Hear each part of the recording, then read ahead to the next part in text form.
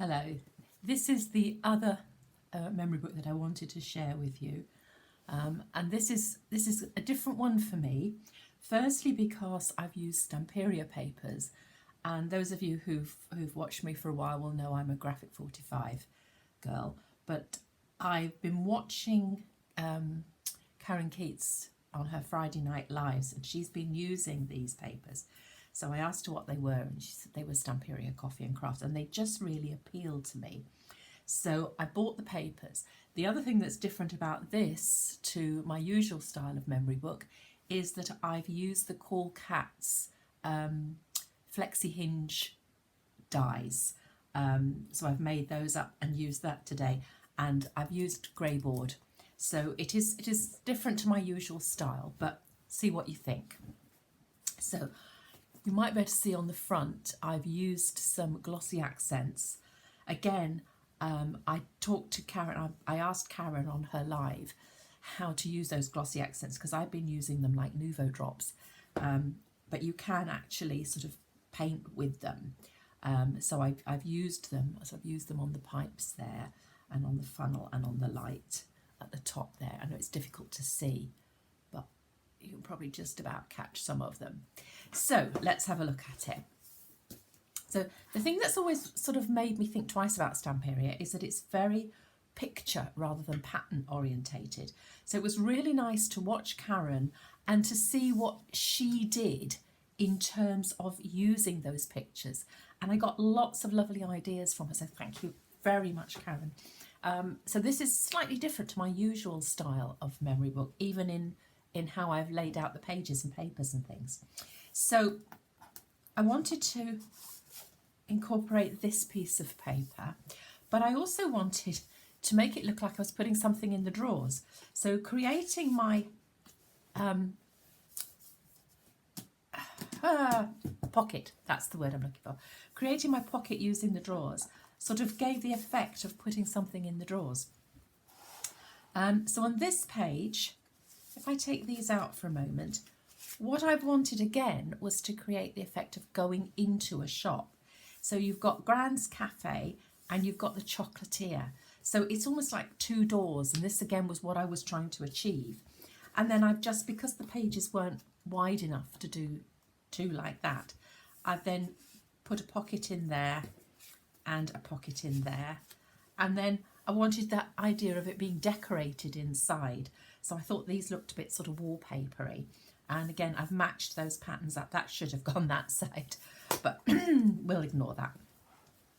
So then I liked this drawer piece. And again, I wanted to get the effect of going into the drawers.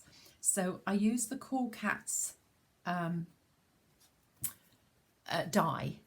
Gosh, my words don't work this morning. I used the Cool Cats die to sort of open up the drawers. And then put all sorts of little things inside the drawers so that it just created an effect, and that just should shut with a magnet. So I've put a piece in between. So this was one of the nice things about doing it with their with the Cool Cats flexi hinge, is that you get this pocket in between. So here I just wanted to use the waterfall. So, and I've made it using the little tag dies so that I could get 6 in. 1, 2, 3, 4, 5, 6.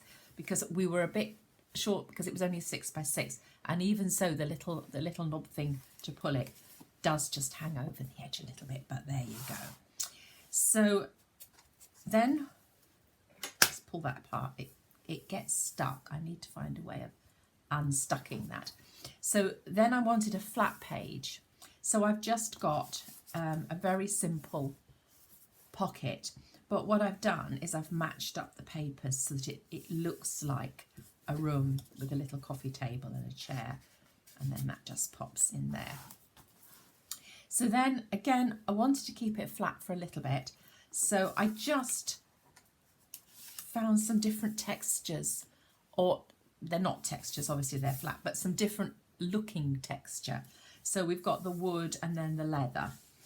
And I use the Cool Cats whisker dies to create that effect, just to make it a little bit more interesting. So I'll pop those back in there. They're upside down, but I'll sort that out later. So then on this page, I loved that coffee pot. I really love that coffee pot and I wanted to get that in. So the coffee pot has just got a little tuck spot there. And then I've got the coffee pot and the cup there, and I've got another little tuck spot there. So then I've done, I won't take them out, but it goes across the page there, the pattern goes across, and then you've got a little map that side, and then you've just got a piece there that, to be honest, was a spare piece. And then I've used the photo frames, and I've just bought the little stamp that says the photo size. So that goes like that. Wanted to get in another one of these, so I had to, did I manage to do it all? No, I had to cut this down by 1. So it's actually only got 5. 1, 2, 3, 4, 5. So I had to cut it down by 1 in order to fit it in, but I wanted to get a bigger, chunkier one, and I'm pleased with that. So because again we got quite bulky, I've just got a pocket page there. In between every single one, there's one of these. So then I've been playing about myself with making different pockets. So I've just made a very simple pocket, and I really wanted to use this picture. So it was a case of I'll make the pocket to fit the picture, because I wanted to use this as a picture, as a tag. So the pocket was really made for the tag. So the always must have, I've got the double slider. I bought both the backgrounds and the patterned papers, so I was able to pick out backgrounds to use where I wanted to accentuate the patterned papers. So for this one, take this out of here. Again, I wanted to pick up this pattern, so I used my We Are Memory Keepers envelope maker, and then I just cut the flap over, so it just makes an interesting and slightly different pocket. Again here, I wanted to create the idea of opening drawers, putting things in drawers, and I wanted to use the matching one for that. So it pleased me, it gave the effect of opening drawers.